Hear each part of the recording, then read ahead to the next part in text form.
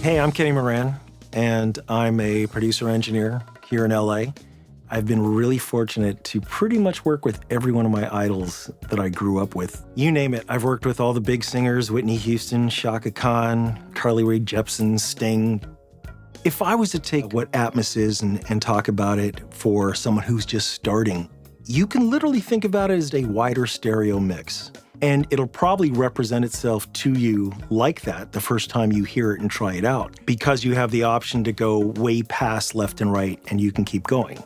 And keep going to the point that you're all the way behind you, and then the added idea that you're also above you. It's not a difficult concept. It's actually a very straightforward concept. What Studio One is doing with it is unbelievable.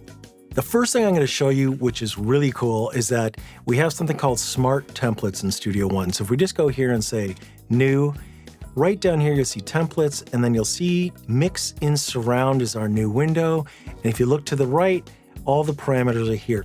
It's immediately made the session and we're ready to go. So here's our new session, and the first thing you see when it opens up is the Dolby renderer itself.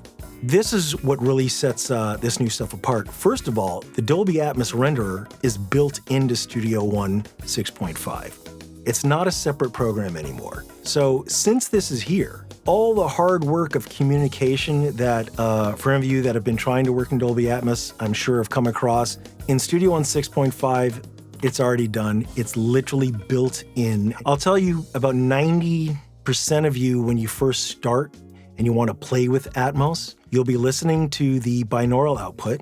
The binaural output works with any set of headphones you have.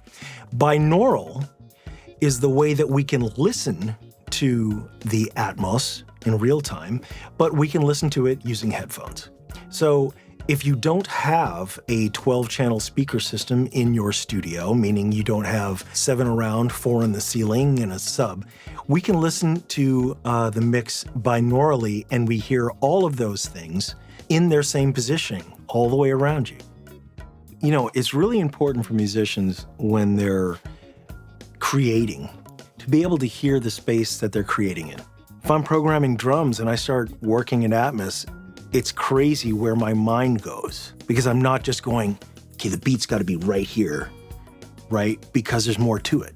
When people start working in Studio One, and immediately they can just go, hey, we're going to listen to the binaural output, which automatically is there and available for you. So we're going to listen to that, and I'm going to put it in my headphones and immediately just go, wow, whoa, I can hear everything moving everywhere. Well, now you're going to create something different. This is your surround panner, and your surround panner is exactly that. I can move the pan anywhere around me in surround. And when you're playing a sound and listening to it, you'll hear it do that in your headphones when you're listening binaurally, or you'll hear this in your room if you have a 7.1.4 room. So being able to visually see in the whole room, in the 3D vision of the panner in Studio One, is like, oh wow, I can go and that's going to go down here, and these are going to be below me, and these are going to be in front of me, and so on. These are going to be like right in my face. You know, it's incredible from a creation standpoint. All these things are just creative tools. The most wonderful thing about getting started with Atmos is that, well, there aren't any rules. Just go ahead and start. Dolby Atmos is built in to Studio One 6.5. So here's the great news. If you already have Studio One Plus, guess what? It's free. Go download it today and it'll be on your machine.